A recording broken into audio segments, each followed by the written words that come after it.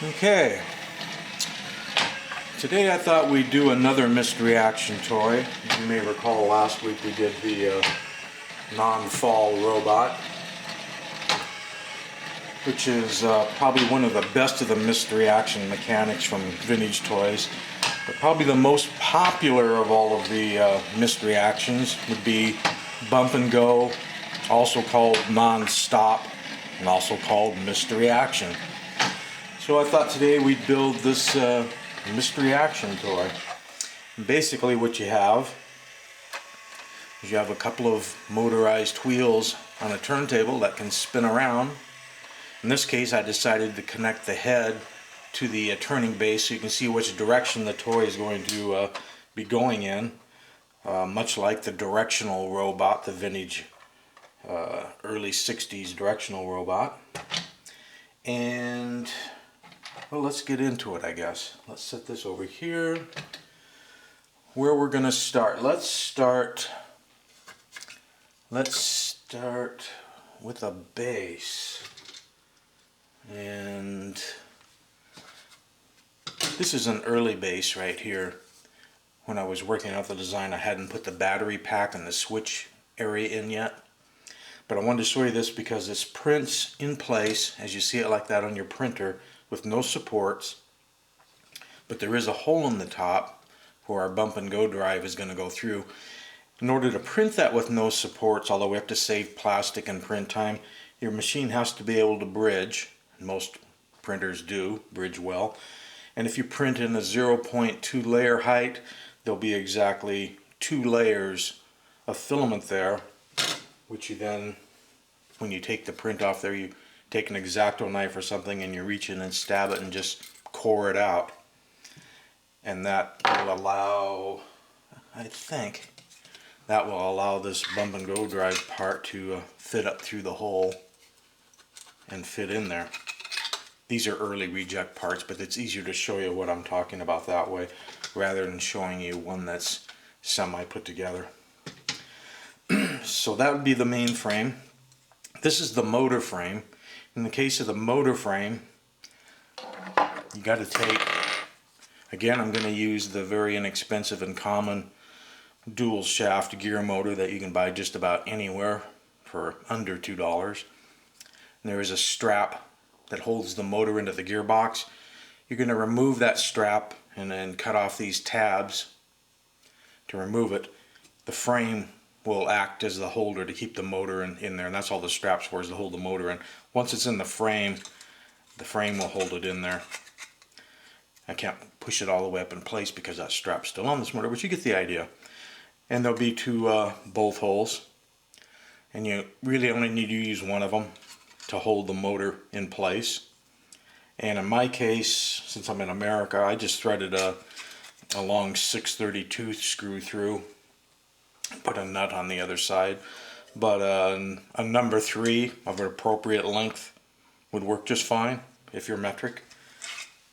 And on this motor frame, before you slide it up in there, we've got the 2 wheels that are going to go on there. Well, one wheel is just round on the inside, no double D cutout, and the other one has the double D cutout.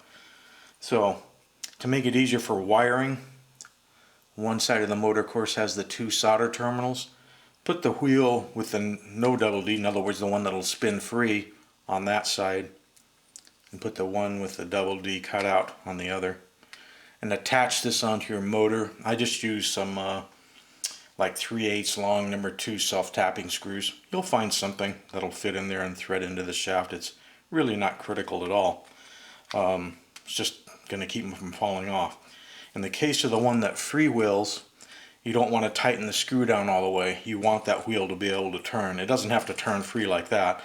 As long as you can grab it and move it, you're fine. Because the idea is if this device bumps into something, jams up against the wall, if both wheels are driving, it'll just keep trying to go forward and it'll never get anywhere.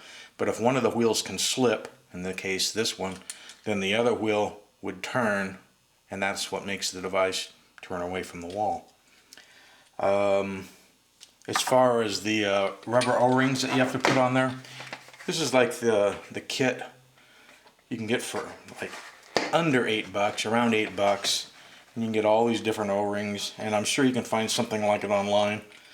But you just pick out an appropriate O-ring. I believe this is a 1 1/8 inch inside diameter, and I think their chart calls it 1 3/8, but I think they meant 3/16, but whatever. Outside, and they just snap, obviously. Just snap into the grooves in the wheel. So now you have traction. The kit is a handy thing to have if you're doing any sort of custom kit building or any of the kind of things like I do, because you've got all these different sizes and you can use them in all anytime you're 3D printing a wheel that needs to have traction. So once you have your hubs on your motor, you can slide your motor up in there. Obviously this open side will be the side where the motor contacts are, because we're going to want to solder some wires on there.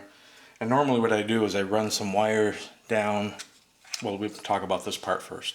This part prints on the printer flat, as you're seeing it here. Again, no supports. And it does have a hole all the way through to pass the wires through. And again, in order to have that hole, your machine is going to bridge a couple of layers of plastic. So that you're going to have to reach up in there again and just core those out. Or if you have a drill bit, you could drill down through. Or if you don't have a drill bit and you don't have that, you could take something hot like you're in your soldering iron, which I don't recommend, because putting plastic on the tip of your soldering iron not only stinks, but it damages the tip. But you could melt a hole through there. Anyway, you just got to be able to get wires through there. So normally poke some wires through. Let's see, I'm going to borrow this LED that has wires on it just to demonstrate what we're talking about.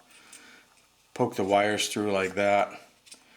Then I grab them with some needle nose and see this opening here. Take those two wires and push them back out there. Then when you shove your motor up in place, the two wires will be hanging out of this slot, and you can bring them down and solder them right on there. In this case, I'd solder the red wire or positive wire to the right, and the black wire or negative wire to the left when you're looking at the part like that. That'll have that piece mocked up. Now, to save a lot of time, I've gone ahead and pushed in the AA battery box and glued it already in place.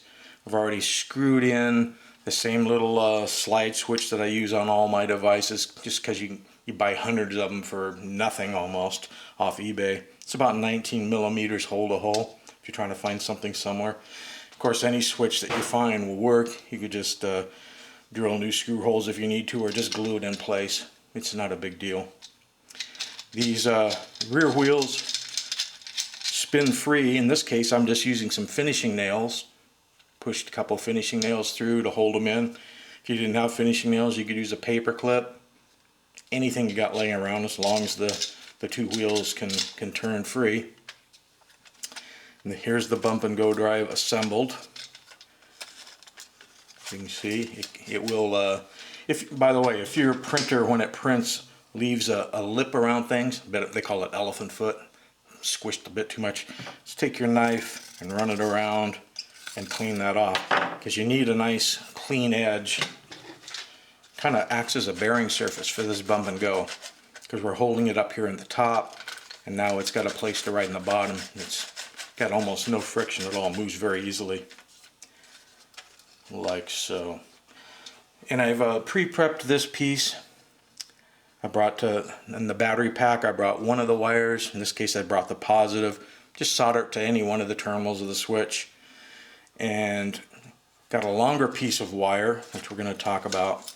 If you need to find small wire and it's flexible, one of the easiest places to get it, and we all have them, just reach into that drawer of old computer cables, USB cables, charger cables.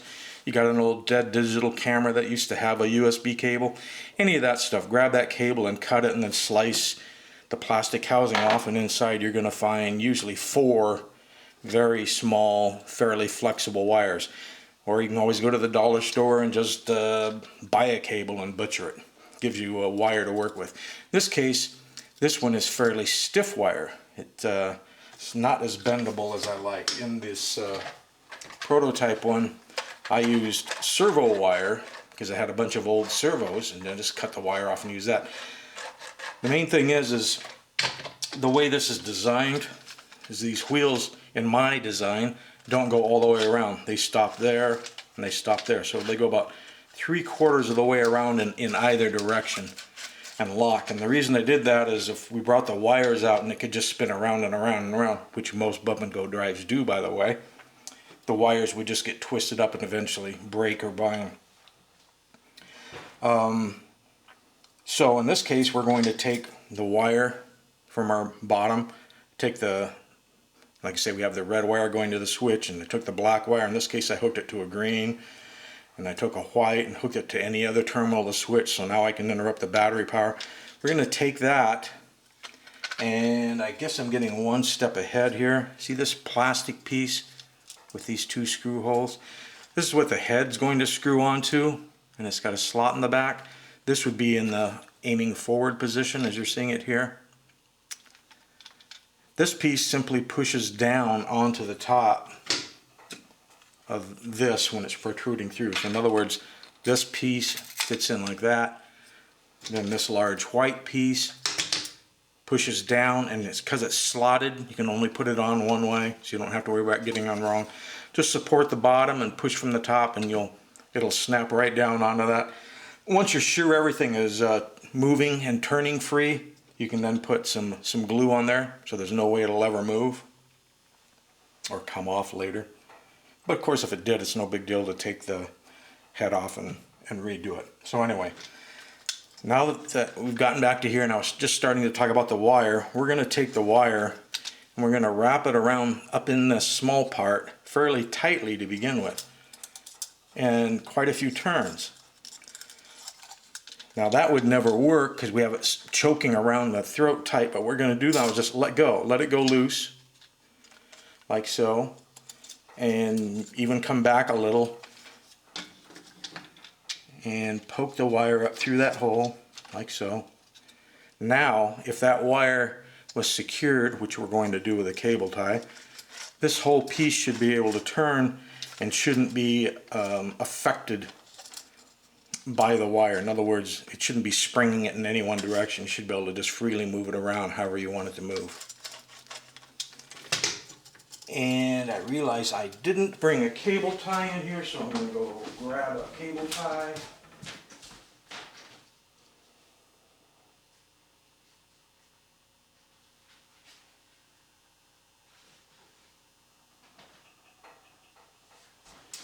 Okay. I've got the cable tie, got some glue,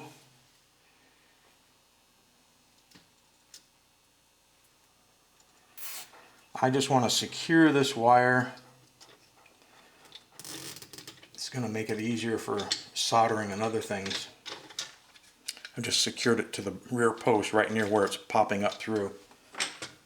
I'm going to go ahead and snip off the extra. Like so. Okay, so the next thing you're going to want to do is the body.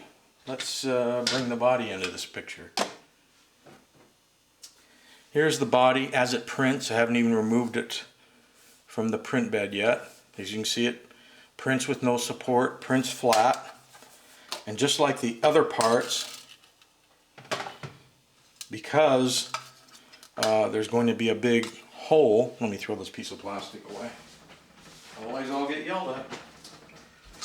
Because we need a big hole to pass everything through, again exactly the same thing as the other parts, I set my printer for the 0.2 layer height, so that means there'll be exactly 2 passes of plastic here to form a support. That's what allows you to do things like this. So you just take any sort of knife or whatever you got for cutting, or if you don't have a knife for cutting, use a Dremel. Although I'm betting if you've got a Dremel, you probably have a knife. And normally I would be holding this in a different position to do this, but let's see how this goes.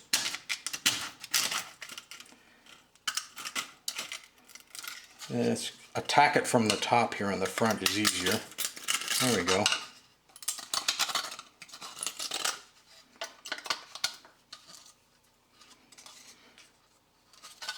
So just core that out. And you do want it clean to the edges pretty well, because it has to slip down over this other part that we made. Let's find out how we did. You can see there are 3 places for mounting screws, here, here, and here. If you've cleaned out all the little fuzzy wuzzies, then you should be able to take this whole thing and just drop it in there, like so. And this should all still move free. And in fact, there's no reason not to put that on there now. And we'll grab a couple of these small number 2 self-tapping screws. Just kind of hold this mess together. I suppose I'd be setting my soldering iron to preheat while we're doing this, because we're going to be soldering a couple wires here in a moment.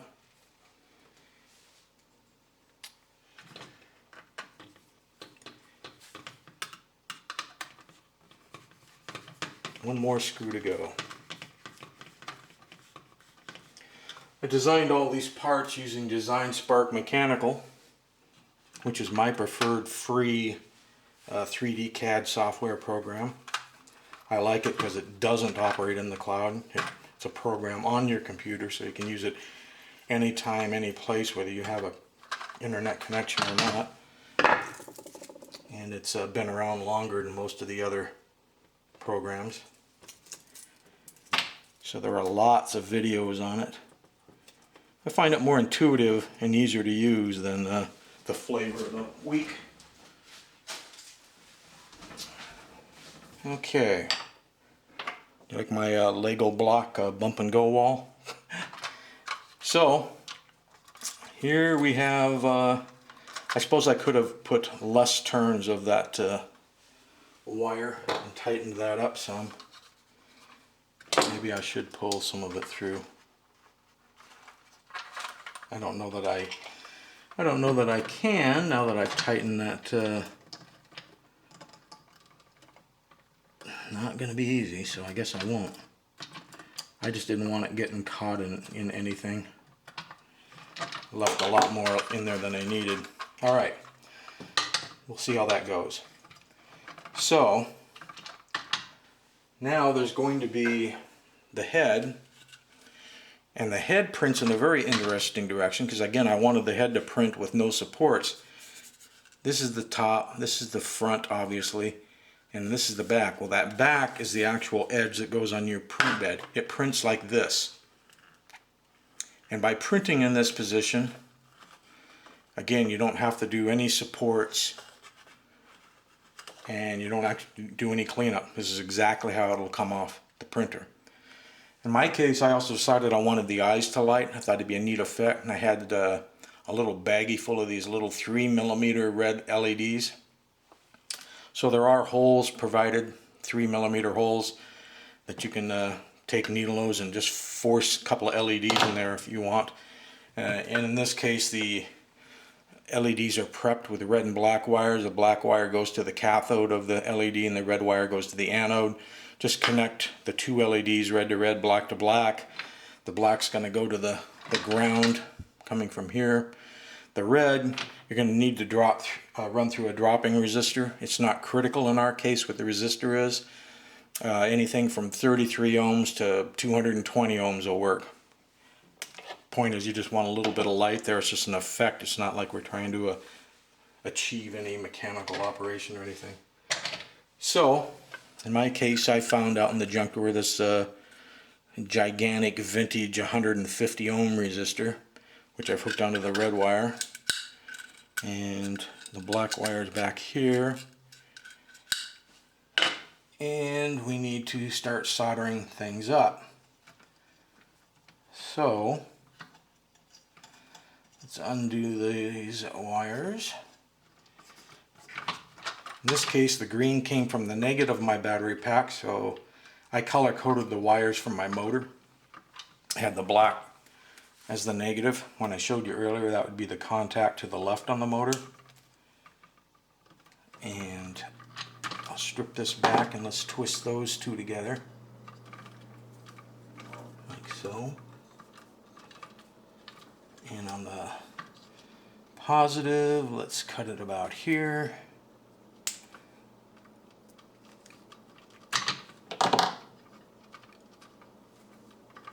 And at this point, it might actually be a good idea to just check and make sure that your motor is wired right and everything is working right. So just power it up and let's just see. Okay, if you had the motor wired wrong, the thing would be trying to go backwards and it wouldn't be working at all. So that's working quite well. We're good to go there. I think what I would want to do at this point is to tin these wires up, because it's going to be easier to attach the LED.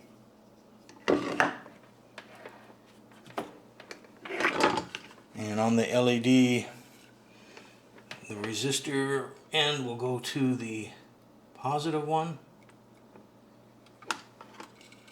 and the black will go to the negative lead. And again, at this point, a person could check to make sure they're doing okay. Just turn the device on if the eye's light and the motor runs. They're going good. Now we're just going to screw the head on and we're basically done, but I don't want those touching together. I'm going to get a little piece of black electrical tape to wrap around the negative lead. All these things I should have thought of before I started recording, right? Anyway, we'll take a little piece of tape here, if I can get it to come off the reel. I'm going to turn my soldering gun down.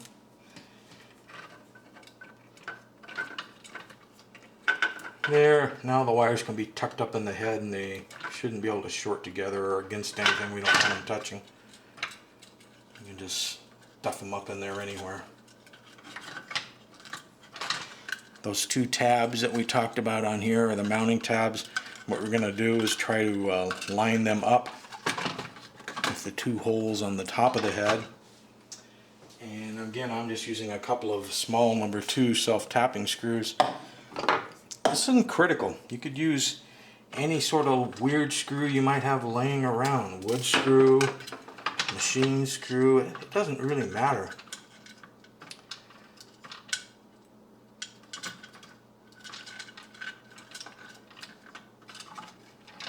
There's nothing critical about it. Obviously, if you got too big of a screw, you would, what I'm trying to do now is sight down there and then see the hole. I think that might be it. We'll find out. Doesn't feel like it's it though. There? That it?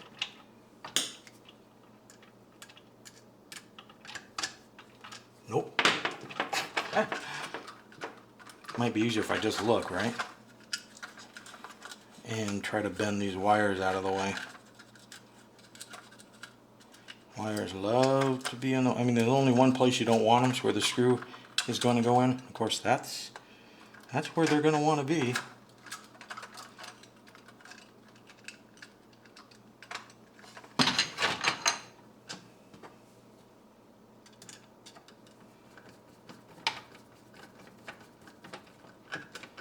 It's close. Yeah, maybe I can hit the back one easier. Then I can line the front one up. Yep, hit the back one right away. So the front one will have to be there it is.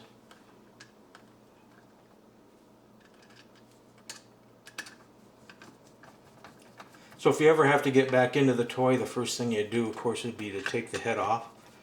And then you could remove the body screws and slide the body off.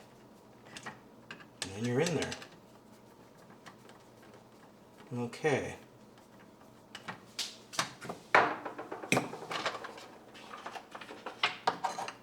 Using my bump and go. So when you're done, everything should turn free and look like that. And you should be able to give it a test run. See if it's working right. See how it does when it gets into those little remnants of plastic. So, there we have it. Mystery action, non-stop, bump and go. Easy to build, very inexpensive. One motor, one battery box. It was a AA battery box off eBay. And I put non-stop robot on the side. But have fun, build. I'm going to put the files up on Thing-I-verse and go to it. Let's see some posts. Let's see some builds.